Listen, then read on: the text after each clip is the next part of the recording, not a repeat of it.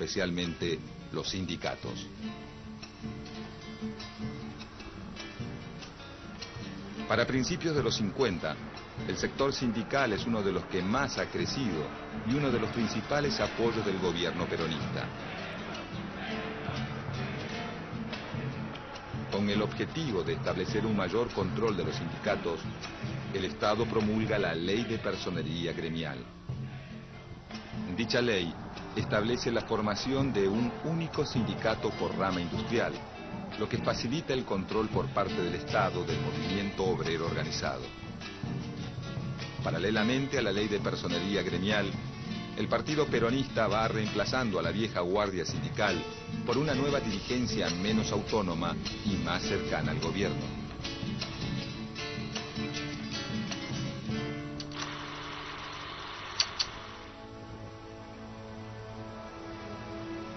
Con la llegada de las elecciones de 1951, los partidos de la oposición vuelven a reagruparse como en los tiempos de la Unión Democrática. Entretanto, una figura surgida de las mismas filas del gobierno comienza a ganar cada vez más peso político.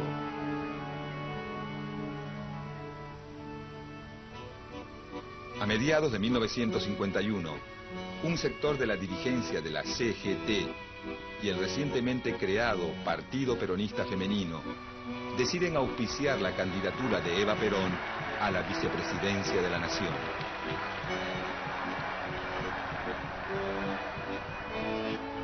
Esta noticia no hace más que avivar los ánimos de la oposición, principalmente entre los oficiales del ejército, que ven en Eva a una figura política mucho más intransigente que el mismo Perón.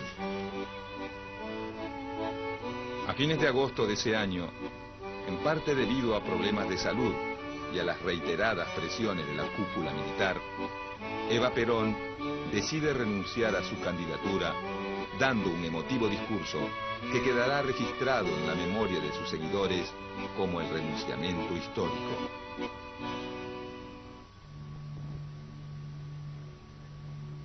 La renuncia de Eva Perón no logra calmar del todo el malestar del ejército, y un mes más tarde, un levantamiento militar liderado por el general Benjamín Menéndez intenta dar un golpe de Estado.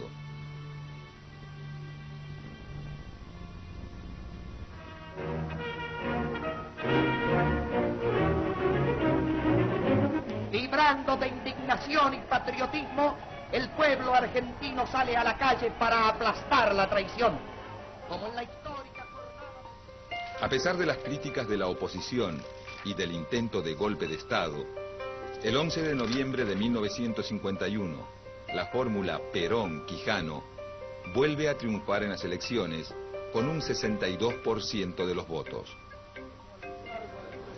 El 4 de junio de 1952, en medio de la crisis económica y de un clima político cada vez más áspero, Perón asume su segundo mandato.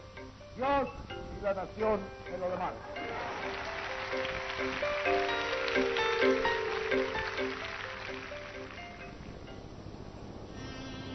Un mes y medio más tarde, el 26 de julio, Eva Perón muere víctima de un cáncer. Por unos pocos meses, la tormenta política es eclipsada por enormes manifestaciones de dolor popular.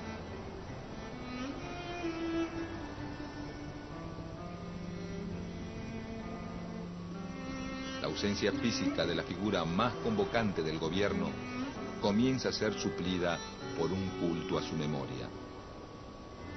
Pero para el gobierno de Perón, ya nada va a volver a ser igual. Llegado 1953, lo peor de la crisis económica parece estar llegando a su fin, aunque la crisis política no para de fermentar. Durante los primeros días del año, sale a la luz un escándalo de corrupción que involucra a una persona del entorno íntimo del presidente, Juan Ramón Duarte.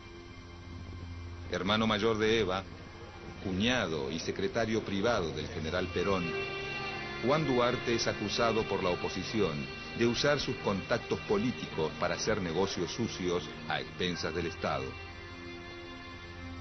El escándalo termina de estallar finalmente el 9 de abril, cuando Juan Duarte es hallado muerto en su departamento, luego de supuestamente haberse suicidado.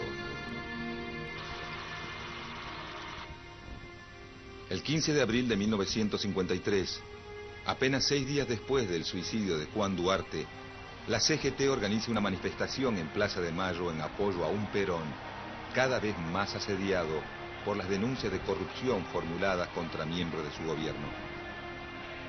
En el transcurso del acto, 2 bombas estallan en medio de la manifestación, causando muertos y varios heridos entre la multitud.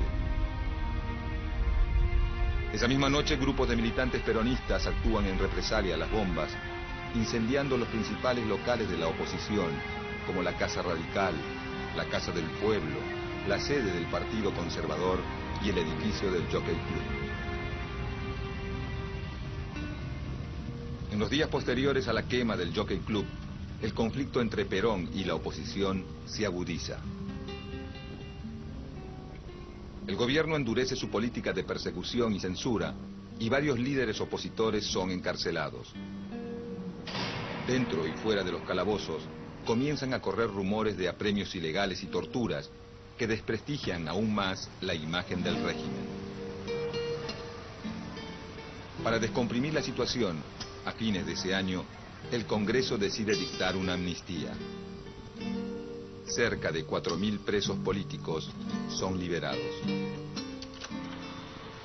Pero lejos de lograr una conciliación, los adversarios de Perón se aprestan a presentar batalla. Para 1954, la exaltación de la doctrina justicialista adquiere ribetes exacerbados. El culto a la figura de Evita y la progresiva peronización de los contenidos escolares comienzan a irritar a amplios sectores de la sociedad y se abre un nuevo frente de conflicto para el gobierno de Perón. Durante los años de su segundo mandato, la relación de Perón con la Iglesia ya no es tan cordial como en el primer gobierno. La exaltación casi religiosa de la figura de Eva Perón y su proclamación pública como jefa espiritual de la nación comienzan a generar inquietud entre los sectores más conservadores del episcopado, quienes rápidamente se suman a los reclamos de la oposición. La respuesta de Perón es intensificar la crisis. En pocos meses el gobierno suprime la enseñanza religiosa obligatoria, promulga la ley de divorcio vincular y propone una reforma de la Constitución para separar a la Iglesia del Estado. El conflicto con la Iglesia no tarda en estallar. Desafiando todas las prohibiciones y las restricciones impuestas por el gobierno peronista, el 11 de junio de 1955, todas las fuerzas opositoras al gobierno, en solidaridad con la Iglesia Católica, participan de la procesión de Corpus Christi y desfilan frente a la Catedral de Buenos Aires. Esta procesión constituye la manifestación masiva más grande en contra de Perón hasta el momento. Incluso militantes socialistas y comunistas, de conocida postura anticlerical, marchan junto a miembros de la Acción Católica en repudio al gobierno. El episodio termina con un confuso incidente que incluye la quema de una bandera argentina. Este hecho es utilizado por el gobierno para desacreditar a los asistentes de la marcha y para minimizar sus efectos políticos.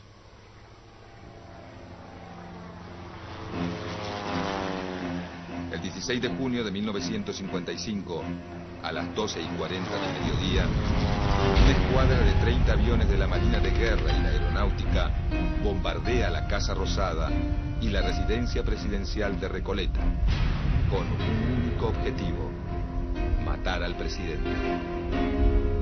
Durante 5 horas, más de 15 toneladas de explosivos son arrojados sobre cientos de civiles indefensos, convirtiendo a la Plaza de Mayo en una versión porteña del apocalipsis. Perón, advertido de la maniobra, logra ponerse a salvo y sofocar la rebelión con el apoyo de los oficiales del ejército leales al gobierno.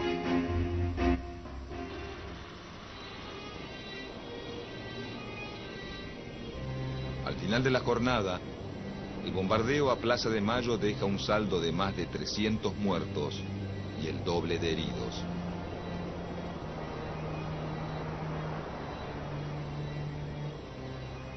Esa misma noche, grupos armados de militantes peronistas incendian varios templos de Buenos Aires y la sede de la curia arzobispal.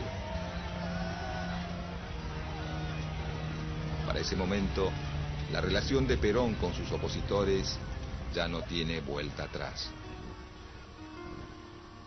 Pocos días después del bombardeo de Plaza de Mayo, el presidente anuncia el final de la revolución peronista y propone a sus opositores la pacificación. Pero estos, lejos de acceder a una tregua, deciden aumentar la presión. El 31 de agosto, Perón pone su renuncia a disposición de la CGT y sus organismos partidarios, lo que genera una masiva reacción de sus seguidores que inmediatamente se concentran en Plaza de Mayo. Frente a la multitud, Perón retira su renuncia y decide poner fin a la tregua, pronunciando un provocativo discurso donde proclama: Y cuando uno de los nuestros caiga, caerán 5 de los de ellos. Esta renovada actitud de beligerancia de Perón termina por aunar la opinión de las Fuerzas Armadas. El 16 de septiembre, desde la Escuela de Artillería de Córdoba, el general Eduardo Lonardi inicia un alzamiento militar a gran escala que incluye la ocupación militar de los principales centros urbanos y el despliegue de la Marina de Guerra en las costas del Río de la Plata. Luego de 4 días lluviosos de bombardeos, tiros y resistencia, el 20 de septiembre de 1955, a las 2 de la madrugada, el presidente Juan Domingo Perón decide abandonar el gobierno y refugiarse en una cañonera paraguaya. De esta manera, se impone un nuevo gobierno militar en Argentina, poniendo fin a 9 años de gobierno peronista.